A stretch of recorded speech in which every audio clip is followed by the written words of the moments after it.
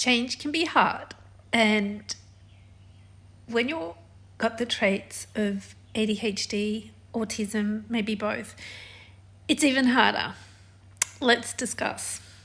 So, as someone who lives with autism and ADHD traits, change can be very challenging. It can be something that you want. So, I'm working on a new program to make public, to open up to a lot of people.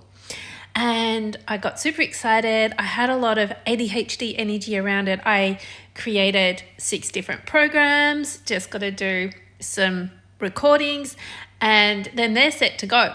And they're set to go to sell for like $100. And it's an exciting opportunity to help other people to earn some money as a business. And you would think that that momentum would be enough to keep going and do all the recordings and do the editing and do all of that. But no, you would think that the motivator to make money, like there's 5 to 6 different programs, each $100, that's potentially $600 or more. And the other program that we're developing could help these programs reach 1,000 odd people or more. You would think that would be enough of a motivator to get it all done. But no, because sometimes what happens in the high energy of excitement, I'm on, I'm ready to go, that goes so far, but it's very intense. It's very big energy. And then comes a drop in dopamine, a drop in energy. And suddenly, to finish it off, to get it out there even more, can be really, really hard. And sometimes this is the point where people give up. So, how do you overcome that? What do you do? One of the things that you can do, especially if you have ADHD, is have what we call a body double or a buddy. And that buddy can be someone that you agree to log onto the computer at the same time in, say, chat or something like that. It could be a video call that works, or it could be literally having someone at your house, like physically having someone with you.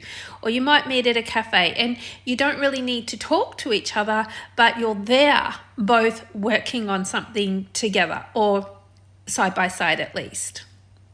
Now, children do this in their early developmental play.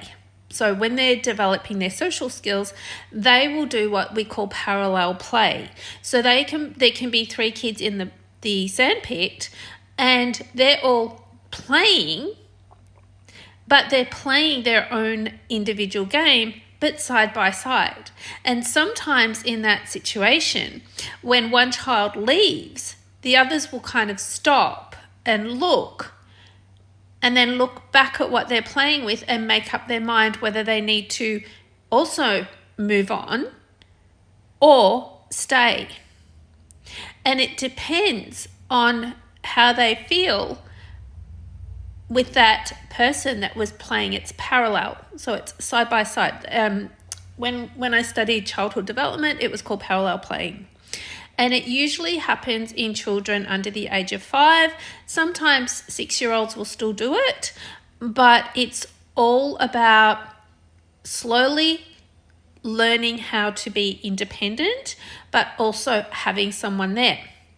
So this is often a beneficial strategy for people, even as adults with ADHD, is that they don't always need someone to do something for them. They don't need someone to tell them what to do. They just require someone to be there. It's a buddy system. It's a body doubling. Now, we work with businesses to help work this through, this strategy of what it could look like in the workplace, even remote. So I worked with one business and all of their team worked from home, but a couple of their team struggled. They have ADHD. So we said, all right, so how could we work through the system of this body doubling? So challenges occur.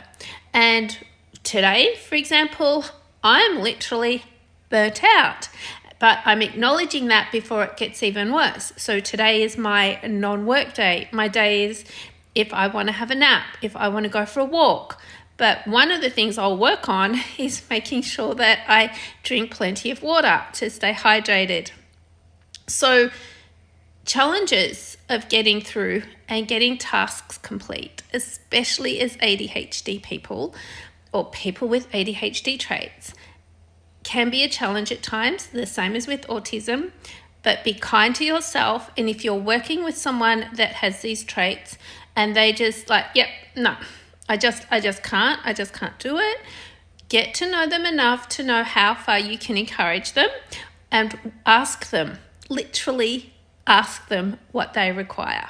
I hope this helps.